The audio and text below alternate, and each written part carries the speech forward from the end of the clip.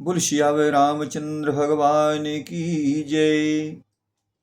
आइए भगवान की कथा सागर में रामायण के दोहा नंबर 225 से 230 तक हम कथा का श्रवण करते हैं, उसका भाव समझते हैं।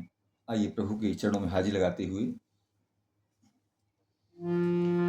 सभय सप्रेम विनीत अति सकुच सहित दो भाई, गुरुपद पंकज नाई सिर बैठे आयसु पाई। निष्प्रवेश मुनि आयसु दीन्हा, सबहि संध्या बंदनु कीन्हा। कहत कथा इतिहास पुरानी, रुचिर रजनी जुग जाम सिरानी। मुनिवर शयन कीन्ह तब जाई, लगे चरण चापन दो भाई। जिनके चरण सरोरुह लागी, करत विविध जप जोग बिरागी। तेगु बंधु प्रेम जनु जीते, गुरुपद कमल पलोटत प्रीते। बार बार मुनि आज्ञा दीन्ही, रघुबर जाई शयन तब कीन्ही। चापत चरण लखन उरलाए, सभय सप्रेम परम सचु पाए। पुनि पुनि प्रभु कहसु बहु ताता, पौढ़े धरि गुरपद जल जाता। उठे लखन निसि विगत सुनी, अरुण शिखा धुनि कान। गुरु ते पहले ही जगतपति, जागे राम सुजान। आइए इसका भाव समझते हैं। सभय सप्रेम विनीत अति सकुच सहित दो भाई, गुरुपद पंकज नाई सिर बैठे आयसु पाई। फिर भय प्रेम विनय और बड़े संकोच के साथ दोनों भाई गुरु के चरण कमलों में सिर नवाकर आज्ञा पाकर बैठे। उसके बाद रात्रि का प्रवेश होते ही संध्या के समय मुनि ने आज्ञा दी। तब सबने संध्या वंदन किया। फिर प्राचीन कथाएं तथा इतिहास कहते कहते सुंदर रात्रि दोपहर बीत गई। मुनिवर शयन कीन्ह तब जाई, लगे चरण चापन दो भाई। तब श्रेष्ठ मुनि ने जाकर शयन किया। दोनों भाई उनके चरण दबाने लगे, जिनके चरण कमल लोगों के दर्शन एवं स्पर्श के लिए वैराग्यवान पुरुष भी भांति भांति के जप और योग करते हैं। वही दोनों भाई मानो प्रेम से जीते हुए प्रेम पूर्वक गुरु जी के चरण कमलों को दबा रहे हैं। मुनि ने बार बार आज्ञा दी। तब श्री रघुनाथ जी ने जाकर शयन किया। श्री राम जी के चरणों को हृदय में लगाकर भय और प्रेम सहित परम सुख का अनुभव करते हुए लक्ष्मण जी उनको दबा रहे हैं। प्रभु श्री रामचंद्र जी ने बार बार कहा, हे तात अब सो जाओ। तब वो उन चरण कमलों को हृदय में धारण कर लेट रहे। उठे लखन निसि विगत सुनि, अरुण शिखा धुनि कान। गुरु ते पहले जगतपति, जागे राम सुजान। रात बीतने पर मुर्गे का शब्द कानों से सुनकर लक्ष्मण जी उठे। जगत के स्वामी सुजान श्री रामचंद्र जी भी गुरु से पहले ही जाग गए। सकल शौच करी जाई नहाई, नित्य निवाही मुनि सिर नाई। समय जानी गुरु आयसु पाई, लेन प्रसून चले दो भाई। भूप बाग पर देखूं जाई, जह बसंत ऋतु रही दो भाई। लागे बिटप मनोहर नाना, बरन बरन बर बेली बिताना। नव पल्लव फल सुमन सुहाए,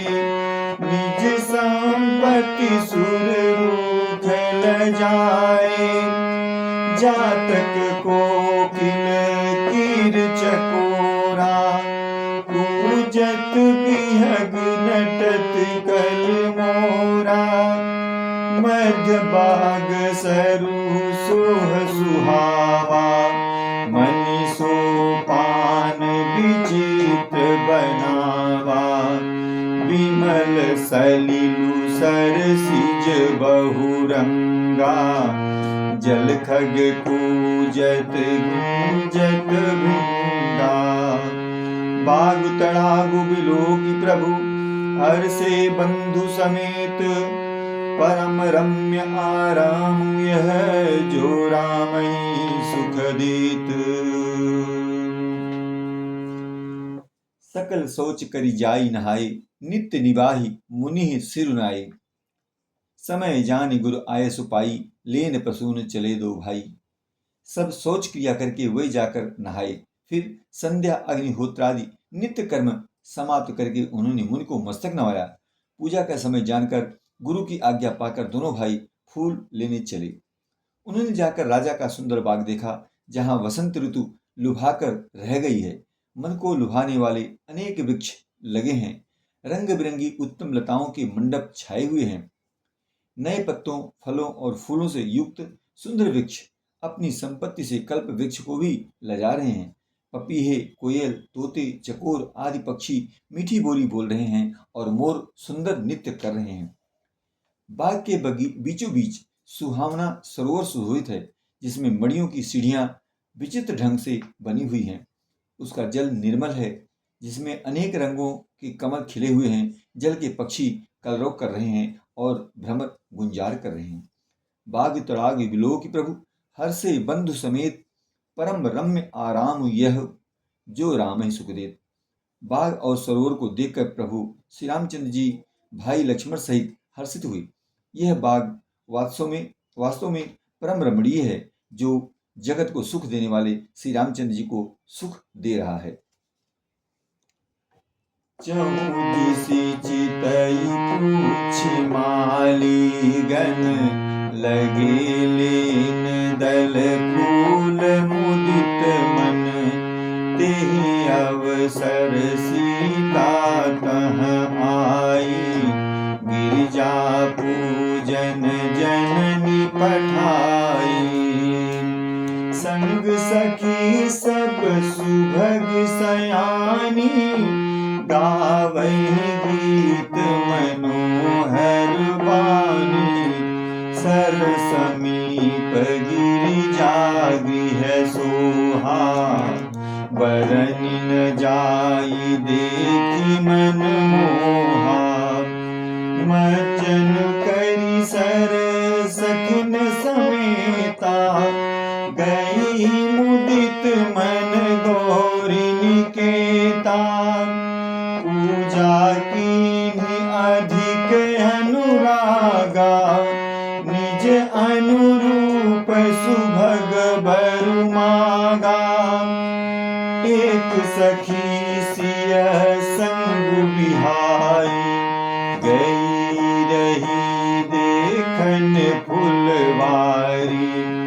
तेहि दो बंधु बिलोके जाई, प्रेम विवश सीता पही आई। तासु दशा देखी सखिन, पुलक गात जलु नयन। कहु कारण निज हरस कर, पूछै सब विदुबैन। आइए भाव समझते हैं। चहुदिसि चितई पूछि मालीगण, लगे लेन दल फूल मुदित मन। चारों ओर दृष्टि डालकर और मालियों से पूछकर वे प्रसन्न मन से पत्र पुष्प लेने लगे। उस समय सीता जी वहां आई। माता ने उन्हें गिरजा यानी पार्वती जी का पूजा करने के लिए भेजा था। साथ में सब सुंदरी और सयानी सखियां हैं, जो मनोहर वाणी से गीत गा रही हैं। सरोवर के पास गिरिजा जी का मंदिर सुशोभित है, जिसका वर्णन नहीं किया जा सकता। देखकर मन मोहित हो जाता है। मज्जन करि सर सखिन समेता, गई मुदित मन गौरी निकेता। सखियों सहित सरोवर में स्नान करके सीता जी प्रसन्न मन से गिरिजा जी के मंदिर में गईं उन्होंने बड़े प्रेम से पूजा की और अपने योग्य सुंदर वर मांगा। एक सखी सीता जी का साथ छोड़कर फुलवाड़ी देखने चली गई थी। उसने जाकर दोनों भाइयों को देखा और प्रेम में विह्वल होकर वह सीता जी के पास आई। तासु दशा देखी सकिन पुलक गात जल नयन, कहु कारण निज हरस कर पूछी सब मृदुबैन। सखियों ने उसकी दशा देखी कि उसका शरीर पुलकित है और नेत्रों में जल भरा हुआ है। सब कोमल वाणी से पूछने लगी कि अपनी प्रसन्नता का कारण बता। देखन बाघु कुंवर दुई आए, बय किशोर सब भांति सुहाए। श्याम गौर किमि कहूँ बखानी, गिरा अनयन नयन बिनु भानी। सुनि हर्षि सब सखी सयानी, सियहि अति उत्कंठा जानी।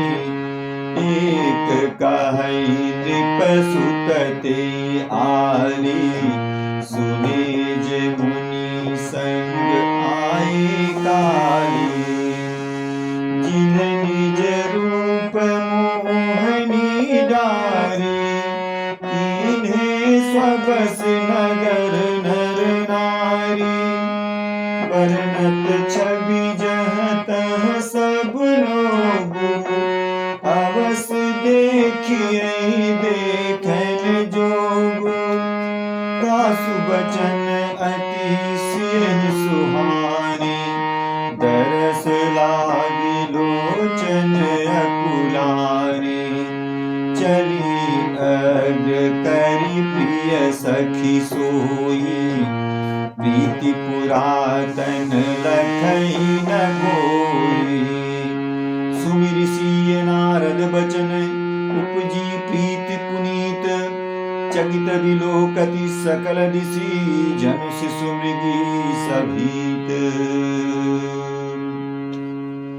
देखन बाघ कुंवर दुई आए, बय किशोर सब भांति सुहाए।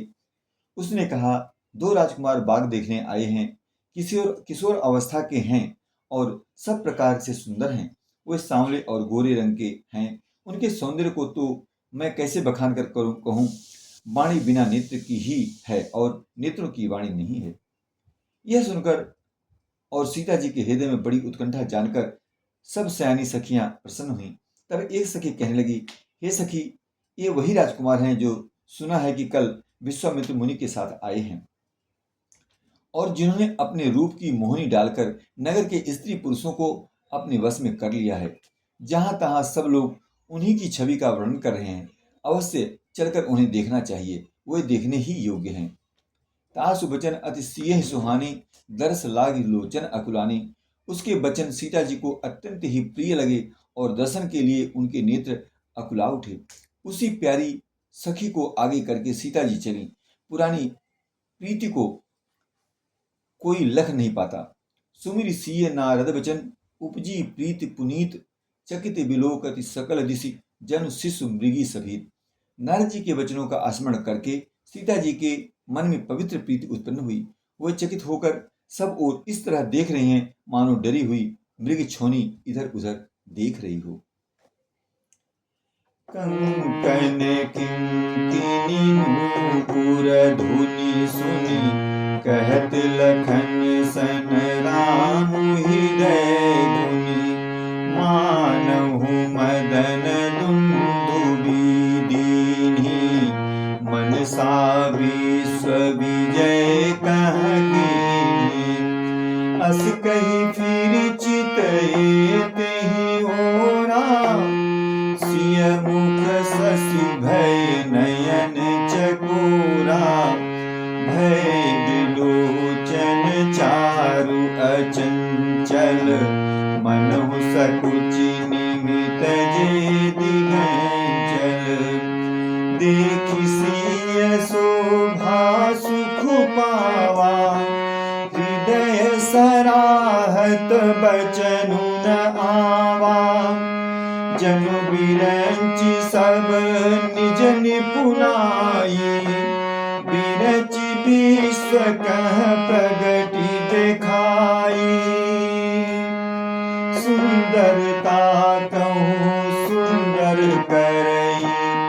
छवि गृह दीप शिखा जनु बरई, सब उपमा कवि रहे जुठारी, केहि पटि तरहु विदेह कुमारी।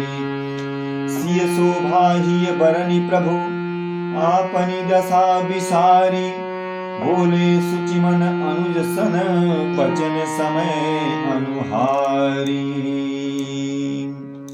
आगे भाव है, कंकन किंकिनी नूपुर धुनि सुनि, कहत लखन सन राम हृदय गुनि, मानहु मदन दुंदुभि दीन्ही, मनसा विश्व विजय कर कीन्ही। कंकड़ यानी हाथों के कड़े, करधनी और पायजेब के शब्द सुनकर श्री रामचंद्र जी हृदय में विचार कर लक्ष्मण जी से कहते हैं, यह ध्वनि ऐसी आ रही है मानो कामदेव ने विश्व को जीतने का संकल्प करके डंके पर चोट मारी है। ऐसा कहकर श्री राम जी ने फिर कर उस ओर देखा। श्री सीता जी के मुख रूपी चंद्रमा को निहारने के लिए उनके नेत्र चकोर बन गए, सुंदर नेत्र स्थिर हो गए यानी टकटकी लग गई, मानो निमि यानी जनक जी के पूर्वज ने, जिनका सबकी पलकों में निवास माना गया है, लड़की दामाद के मिलन प्रसंग को देखना उचित नहीं, इस भाव से सकचाकर पलकें छोड़ दी, पलकों में रहना छोड़ दिया, जिससे पलकों का गिरना रुक गया। सीता जी की शोभा देखकर श्री राम जी ने बड़ा सुख पाया, हृदय में वे उसकी सराहना करते हैं, किंतु मुख से वचन नहीं निकलते। वह शोभा ऐसी अनुपम है मानो ब्रह्मा ने अपनी सारी निपुणता को मूर्ति मानकर संसार को प्रकट करके दिखा दिया हो। सुंदरता कहूँ सुंदर करई, छवि गृह दीप शिखा जनु वरई, सब उपमा कवि रहे जुठारी, केहि पट तरौ विदेह कुमारी। मतलब वह यानी कि सीता जी की शोभा सुंदरता को भी सुंदर करने वाली है। वह ऐसी मालूम होती है मानो सुंदरता रूपी घर में दीपक की लौ जल रही हो। अब तक सुंदरता रूपी भवन में अंधेरा था, वह भवन मानो सीता जी की सुंदरता रूपी दीप शिखा को पाकर जगमगा उठा है, पहले से भी अधिक सुंदर हो गया है। सारी उपमाओं को तो कवियों ने जूठा कर रखा है, मैं जनक नंदिनी सीता जी की किससे उपमा दूं। इस प्रकार से हमने रामायण के बालकांड के दोहा नंबर 225 से 230 तक कथा का श्रवण किया। इसके बाद अगले भाग में जय श्री राम।